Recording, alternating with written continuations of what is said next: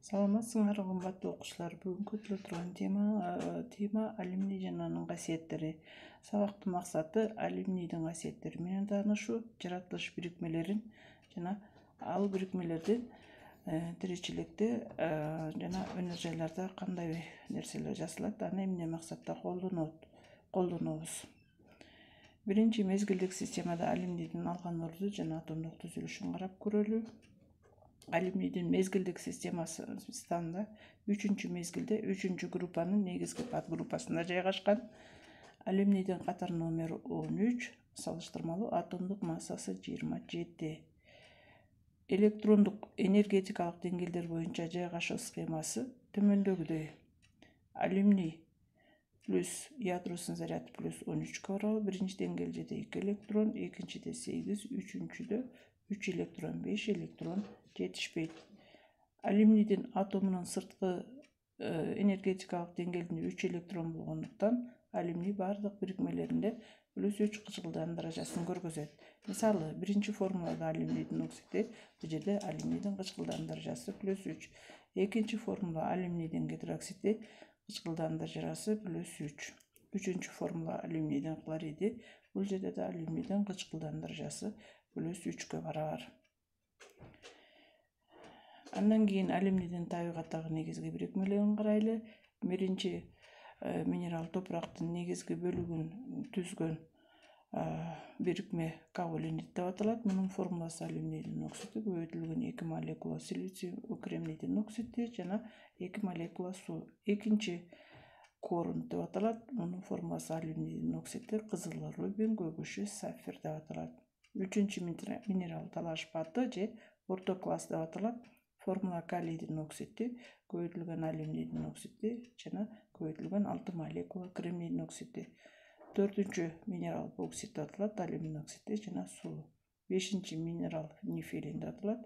Формула натрийдин оксиди, көбөйтүлгөн алюминийдин оксиди, көбөйтүлгөн 2 молекула кремнийдин оксиди.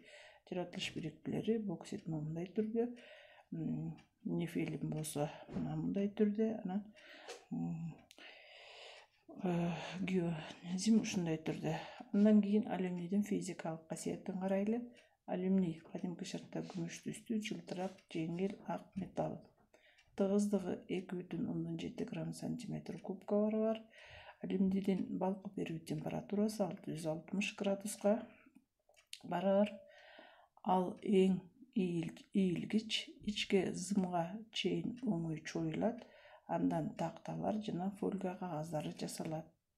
Электр тогун жылуулукту жакшы өткөрөт. Электр өткөрүмдүүлүгү боюнча күмүш жана жезден кийинки орунда турат. Алюминий өтө жеңил жана арзан болгондуктан өнөр жайда жана тиричиликте кеңири колдонулат.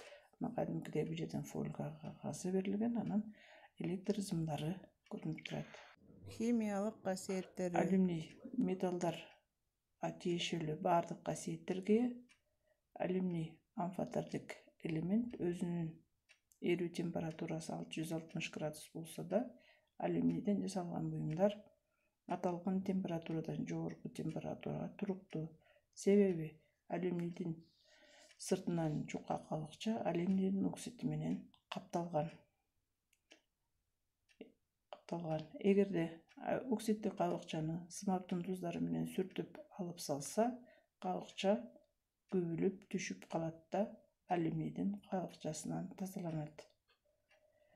Формула алюминий сымаптын эквиваленттүү хлориди менен реакция берет дагы. Алюминийдин хлориди, анан сымап бөлүнүп чыгат. Бөлүнгөн сымап алюминийди эритет да, анын сымап менен болгон куймасы алюминий амальгамасы деп аталат.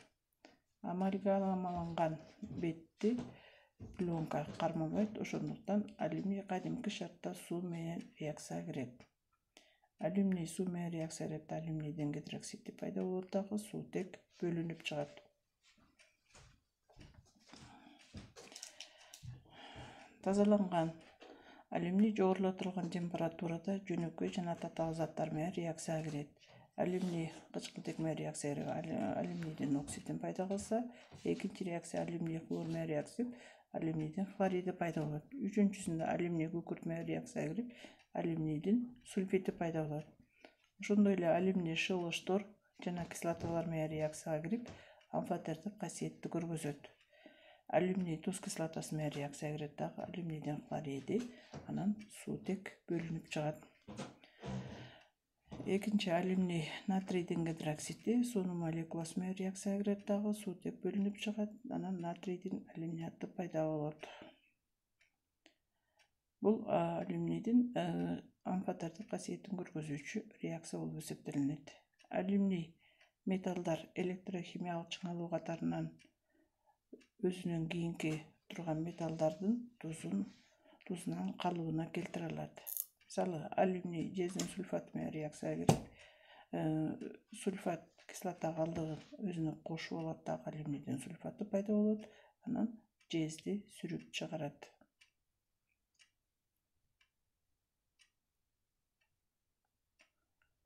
Алюминийдин эң маанилүү бирикмелери. Алюминийдин эң маанилүү бирикмеси биринчи алюминийдин оксиди. Алюминийдин оксидин алыш үчүн алюминий көкөмүн күйгүзүүдөн пайда болот. Алюминий күйгүзүлүп, алюминийдин оксиди пайда болду. Экинчи, алюминийдин туздарын гидроксидке айландырып, акыркы бирикме алюминийдин гидроксидин ысытуудан алюминийдин оксидин алуу болот. Алюминийдин хлоридине калийдин гидроксидин кошуп, алюминийдин гидроксидин алдык. Ал гидроксидди ысытуудан алюминийдин оксидин алдык. Мына ушундай эки жол менен биз алюминийдин оксидин алууга болот экен. Алюминийдин оксиди жана алюминийдин гидроксиди бул бирикмелер амфотердик касиетке ээ болгон бирикмелер. Астындагы реакция алюминийдин оксиди туз кислотасы менен реакцияга кирип, алюминийдин хлориди жана суунун молекуласы пайда болду. Бул жерде алюминий негиздик оксид болуп эсептелинет. Экинчи реакция алюминийдин оксиди натрийдин гидроксиди менен реакцияга кирип, натрийдин алюминаты, анан суунун молекуласы пайда болду. Бул жерде алюминийдин оксиди кислоталык оксид болуп эсептелинет.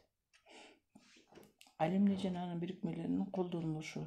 Таза алюминийдин электр зымдарын жасоо болот. Ал эми анын куймаларынан самолеттун, автомобилдин жана кеме куруу иштериндеги сырткы корпустарын жасоодо колдонулат. Алюминийдин куймалары биринчи дүр алюминий деп аталат. Дүр алюминийдин составы алюминийден, жезден жана магнийден турат. Экинчи куймасы силиумин деп аталат. Мунун составы алюминий менен кремнийден турат экен. Үчүнчү, алюминий менен чоюн жана болотту дат басуудан сактоо үчүн аны сыртынан капташат экен. Муну альтерлөө деп аташат. Төртүнчүсү, алюминийди темирдин 2 жана 3 валентті оксиди менен аралаштырса, термиттик аралашма пайда болот экен. Бул термитти магний лентасы менен күйгүзгөндө көп санда жылуулук бөлүнүп чыгат. Бул реакциянын жардамы менен металлдарды алууда, аларды каңдоодо колдонулат экен. Алюминий темирдин 3 валентті жана 2 валентті оксиди менен реакцияга келет дагы алюминийдин оксиди, анан эркин түрдө темир калыбына келет. Бүгүн ушу менен теманы аяктадык. Үйгө тапшырма 141-беттеги 1-2 жана 3 көнүгүүлөрдү иштеп келүү.